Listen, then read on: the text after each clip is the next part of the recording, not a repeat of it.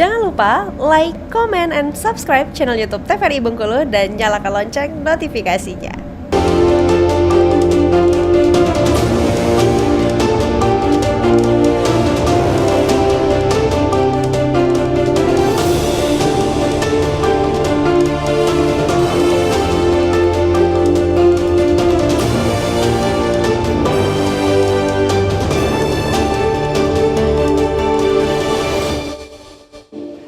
Terima kasih pemirsa TVRI Bengkulu, Anda kembali menyaksikan Berendo masih bersama saya Friko Zuhri dan tentunya bersama dengan narasumber di studio TVRI Bengkulu kali ini bersama dengan Bu Gus Evinalti selaku akademisi dari Universitas Bengkulu dan juga Pak Fahamsyah, Ketua Bawaslu Provinsi Bengkulu.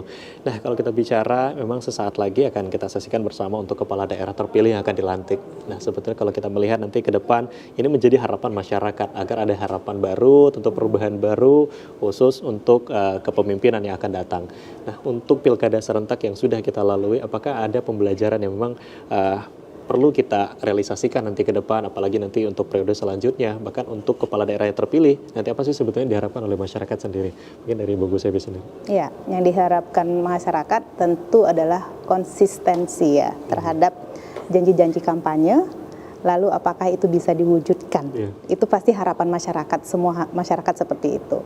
Lalu juga di dalam pelantikan nanti atau setelah pelantikan nanti tentu juga harapan kita sebagai masyarakat adalah siapapun pemimpin yang akan dilantik itu adalah pemimpin bersama. Artinya tidak ada lagi polarisasi di dalam hal ini. Artinya pemimpin yang tadinya tidak masuk atau tidak lolos bukan berarti yang dilantik nanti bukan pemimpinnya gitu. Artinya siapapun pemenangnya itu adalah pemimpin bersama. Sehingga ketika ini menjadi pemimpin bersama diharapkan masyarakat juga akan bersama-sama di dalam memberikan atau membangun masyarakat gitu. Artinya tugas atau peran pemimpin ada, tetapi kalau masyarakatnya tidak mendukung tidak akan terjadi hal yang baik gitu. Sehingga ada harapan, kemudian bagaimana harapan ini diwujudkan tentu akan harus mendukung siapapun yang dilantik nanti sebagai pemimpin baru di Provinsi Bengkulu. Dan pastinya juga kita harapkan tadi disampaikan tidak adanya polarisasi gitu di masyarakat gitu. Nah, kalau sebagai akademisi sendiri seperti apa nih mewujudkan khususnya bagi generasi muda gitu ya, mungkin cenderung yang sangat aktif sekali melihat dan juga memantau gitu ya dari media sosial gitu untuk perjalanan dari pilkada serentak ini sendiri. Seperti apa nih kalau dari Bu Gus ini? Ya, ini artinya kan sebuah proses ya, proses pembelajaran tentu saja. Bagaimana di dalam pilkada, dalam hal ini pilkada serentak itu keleluasaan untuk mendapatkan informasi itu sangat tinggi ataupun sangat mudah untuk dilakukan.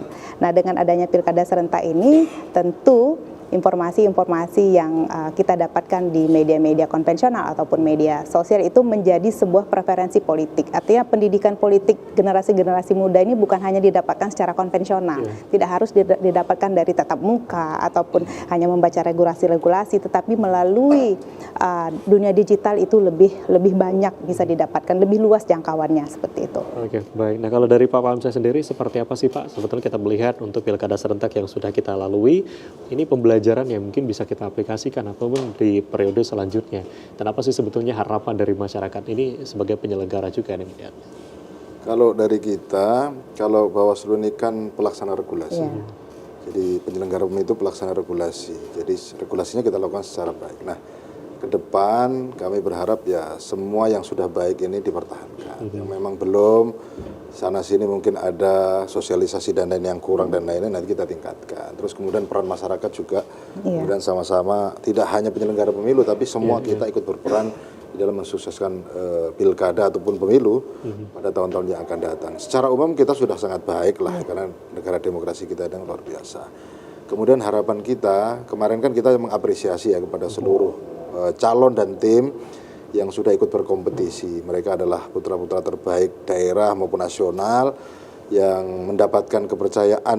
Suara kan banyak juga, semuanya kan mendapatkan dukungan yang besar. Nah, tinggal lagi yang kemudian dinyatakan oleh KPU siapa yang terbanyak suaranya mendapatkan dukungan masyarakat yang kemudian pada periode ini punya kewenangan lah nanti untuk untuk melakukan visi misi kampanye dan lain-lain yang sudah disusun dan lain-lain. Nah, tinggal lagi janji-janji, benar kata Ibu tadi, Konsistensi ya. janji-janji yang sudah disampaikan di dalam visi misi yang sudah dibangun itu nanti tinggal konsistensinya diterapkan di tengah-tengah masyarakat. Nah, kalau kami ya berharap semua yang kemarin ikut berkompetisi ketika selesai pemilihan ya sama-sama ikut sumbang saran membangun daerah kita ini.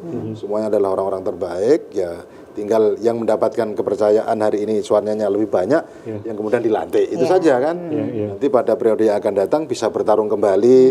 Kalau mendapatkan suara terbanyak atau tidak ya nanti kita lihat lagi kan begitu. Tapi yang jelas mereka yang mendapatkan suara terbanyak, mereka itulah yang punya tanggung jawab besar untuk menerapkan program-programnya pada pemerintahannya setelah mereka dilantik. Ya, artinya memang kita nantikan bagaimana nanti program-program yang sudah dijanjikan ini bisa terrealisasi gitu, artinya konsisten gitu ya dengan program-program yang sudah ada itu sendiri. Nah, sebetulnya peran kita sebagai masyarakat ini untuk mengawal gitu ya perjalanan dari para pemimpin kita ke depan, seperti apa sih Bu peran-peran masyarakat ini, apa yang bisa kita lakukan ya ke depan? Artinya yang pertama adalah mendukung, ya mendukung, karena bagaimanapun pemimpin kita ini adalah pemimpin bersama gitu, tidak ada lagi konflik-konflik yang mungkin menjadi sebuah sebuah penyebab gitu ya, hambatan bagaimana kita sebagai masyarakat itu nanti akan dalam sebuah komunitas ya yang punya pimpinan, itu yang harus kita dukung. Ya, pimpinan itu atau pemimpin itu mensejahterakan masyarakat. Masyarakat harus mendukung bagaimana pemimpin ini akan bisa mensejahterakan mereka kan itu. Jadi saling berkolaborasi bersama-sama untuk. Karena memang sekarang lagi eranya kolaborasi. Gitu ya. Tidak hanya tugas pemimpin saja yang tidak akan menjalankan programnya, tapi kita sebagai masyarakat juga perlu mendukung gitu ya. Apa yang akan dilakukan. Nah, kalau kemarin dalam pilkada serentak ini ada pengawas partisipatif gitu ya Pak. Bahkan nanti untuk setelah dilantik akan tetap ada nih pengawas-pengawas dari masyarakat yang tentunya akan mengawasi jalannya demokrasi di Indonesia nih, seperti apa nih? Kalau pengawasan partisipatif itu kan memang sistem yang ada di Bawaslu ya, jadi melibatkan para pihak untuk berkolaborasi menjadi bagian dari pengawasan kita. Jadi membangun kesadaran kolektif lah bahasa Bawaslu itu, agar pengawasan itu menjadi bagian dari masyarakat sehingga masyarakat bisa mengawasi. Nah, kalau kemudian sudah terpilih, apakah kemudian masyarakat juga ikut mengawasi? Saya pikir ya sama-sama kita awasi. Kalau memang nanti ada perlu masukan, kan kita berharap pemimpin-pemimpin yang nanti dilantik juga welcome ya, terbuka, menerima masukan-masukan dari masyarakat. Kan masyarakat kan butuhnya paling didengar, kemudian menyampaikan keluhan-keluhan, kan memang tugas pemimpin. Tinggal mereka mendengarkan keluhan-keluhannya, kalau memang bisa diaplikasikan sesuai dengan visi misi ya itu lebih baik kan. Paling itu kalau kita. Ya kalau penyelenggara kan kita menjalankan proses kontestasinya lah ya, regulasinya kita tegakkan dan lain-lain. Nah, kalau siapa terpilih atau tidak terpilih itu hak masyarakat, bukan hak penyelenggara pemilu. Oke, baik. Terima kasih banyak Pak Famsa sudah menyempatkan waktu untuk hadir. Terima kasih banyak Bu sudah hadir. Dan tentunya kita berharap untuk kepala daerah nanti yang akan dilantik ini bisa menjalankan janji-janji yang sudah dilontarkan. Kita akan awasi bersama. Mari kita dukung nanti pemimpin yang terpilih ya untuk bisa menjalankan proses demokrasi di Indonesia ke depan.